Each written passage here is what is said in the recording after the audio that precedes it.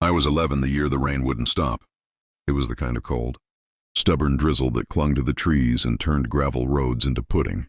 That fall, in our little town on the edge of nowhere, the skies opened early and never really closed again. We lived just outside Elwood, a forgotten speck in the middle of rural America.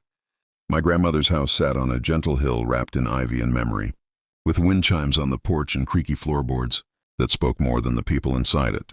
My parents had died when I was 7. They said the accident was quick, that they never felt anything, that the truck driver had fallen asleep and drifted over the line. A head-on collision, gone before the EMTs even arrived. I don't know if those words were supposed to comfort me. They didn't.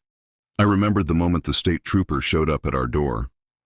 I remembered Gran's sharp intake of breath, the way she clutched my little sister Maggie close to her chest, like she was glass.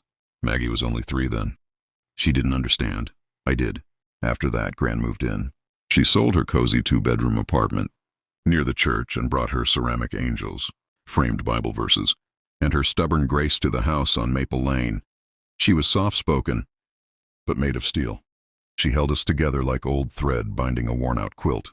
Not perfect, but just enough to keep out the cold. Maggie was the brightest light in those dark years.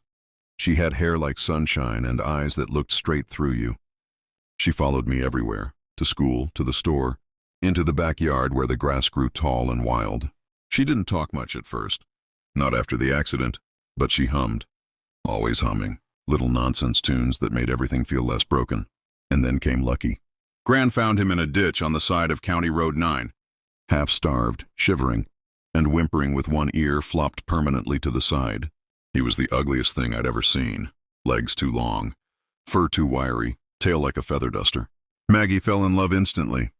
She named him Lucky because, she said, he looked like he'd been through something awful but still smiled. He became her shadow. He followed her from the breakfast table to the backyard swings, slept curled beside her every night, barked protectively when the mail truck came. He was more than a pet. He was a piece of her heart, and maybe mine too. It happened in early October. I remember that because the leaves were just starting to turn, and the air smelled like wet pine needles and wood smoke. School let out early because of the storm warnings. I was in 6th grade, old enough to walk home on my own, even though Gran hated the idea. Maggie was homesick that day. Gran had stayed with her.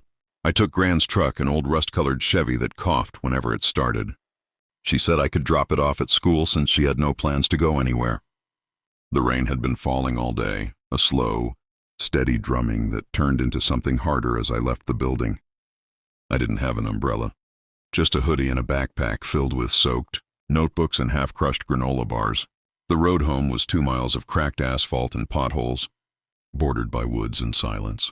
It should have taken 10 minutes, but I was distracted, thinking about a math quiz I had failed, about Maggie's fever, about the peanut butter sandwich waiting on the counter. I didn't see him until it was too late. Lucky. He came out of nowhere, a blur of brown and gold against the gray wash of rain. Maybe he'd run out looking for me. Maybe the thunder scared him. I don't know, but I hit him. The sound was quiet and horrifying, not a crunch, not a scream, but a thud that vibrated through the steering wheel and into my chest. The truck skidded. I swerved into the gravel shoulder, tires sliding in the mud. When I got out, I was already crying. Lucky lay on his side, twisted and wet, his eyes wide but unfocused. I dropped to my knees, calling his name, reaching for him with shaking hands. His tail gave one last weak wag, and then he was still. I buried him near the old Miller farm, the one nobody used anymore. I dug with my bare hands, dirt and water mixing into sludge beneath my nails. I wrapped him in my hoodie. I laid him down gently. I said I was sorry over and over until my voice cracked. I told myself I'd tell Maggie the truth. But when I got home, she was waiting on the porch, wrapped in a blanket with a mug of tea Gran had made. Her face lit up when she saw me. Then her eyes scanned the empty space beside me. "Where's Lucky?" she asked. My mouth moved before my brain could catch up. I don't know. I think someone might have taken him.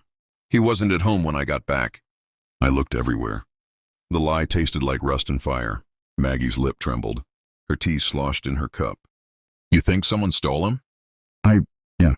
"I'm sorry, Mags, I looked. I swear." She started crying. The kind of crying that comes from the gut, from someplace older than memory. I held her.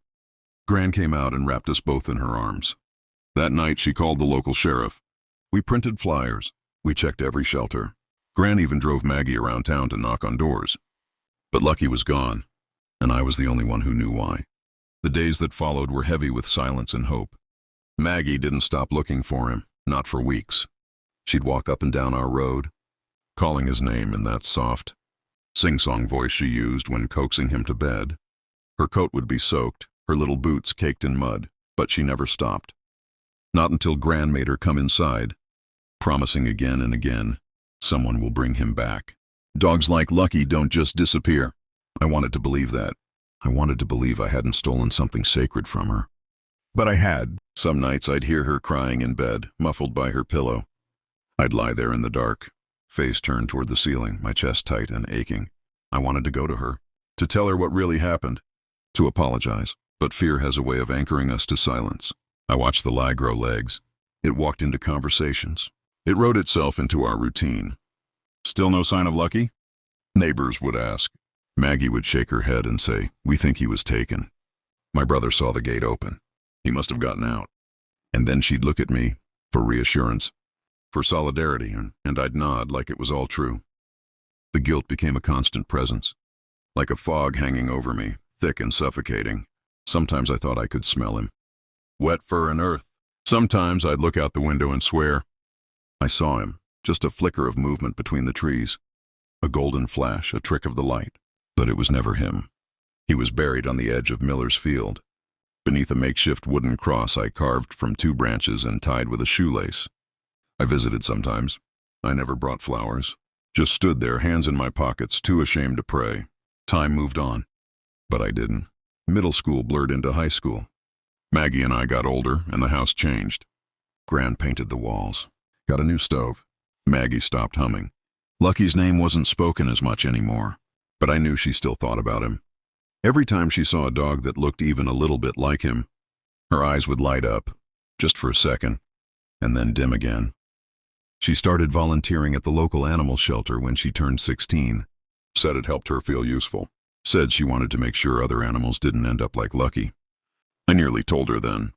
I sat with her on the porch one night, both of us watching the fireflies blink across the yard. She was talking about college, about how she might want to become a vet. The way her voice trembled with excitement, it made something in me crack. "I lied to you, Mags," I almost said. That day, Lucky didn't get taken. I hid him. I buried him. I'm so sorry. But I didn't. I couldn't take away the hope that had kept her going, even if it was false. I told myself that silence was kindness, but deep down I knew it was cowardice. Then came college. I moved out first. Maggie stayed with Gran and went to a nearby university. We texted often, saw each other during breaks. On the surface, we were close. But there was a space between us, a quiet, invisible distance I didn't know how to close. Gran passed away my junior year. Peacefully in her sleep, Maggie called me at 4:37 a.m., her voice shaking. "She's gone." That was all she said. I drove back home in the rain. Of course it was raining. The same gray, misty kind that always seemed to haunt us. We buried Gran next to Grandpa, beneath a white oak tree in the churchyard.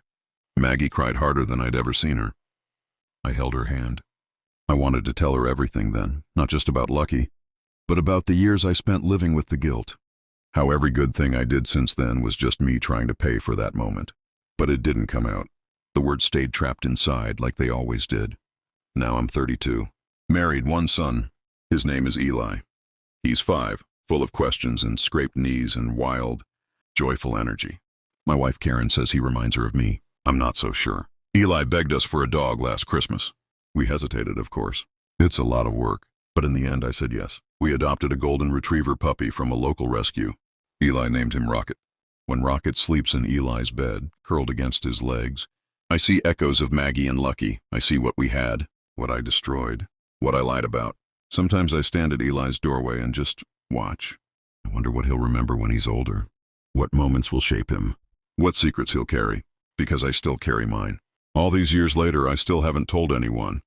Not my wife, not my sister, not even myself, not fully. Sometimes I think about writing it down. A letter to Maggie, to Lucky, to my 11-year-old self. But I never do. Instead, I live quietly. I work, I laugh. I love my family. I take Rocket for long walks in the rain and pretend it doesn't still hurt. The truth is simple. I killed my sister's dog, not on purpose, not out of cruelty, but I did it. And then I lied, and that lie became a wall. Some days I think I could still tear it down. Call Maggie. Tell her everything. Apologize. Let her cry. Let her hate me if she needs to. But then I see the life she built, the animals she's saved, the people she's helped, the peace she's found, and I wonder, would the truth heal anything? Or would it just break what little remains? Tonight it's raining. The same soft, steady kind of rain from that October afternoon. Rocket is curled at Eli's feet. Maggie sent a photo of her new rescue dog. A mutt with 2 big ears and a crooked tail. Reminds me of Lucky, she wrote. Isn't he goofy looking? I stared at that message for a long time. Typed and deleted a dozen replies. In the end, I just wrote, he's perfect. Lucky would be proud. I hope that's true. Maybe someday I'll tell her. Maybe I won't. Some stories stay buried. Not because they're unimportant, but because they live better in silence. Like bones beneath a rainy field.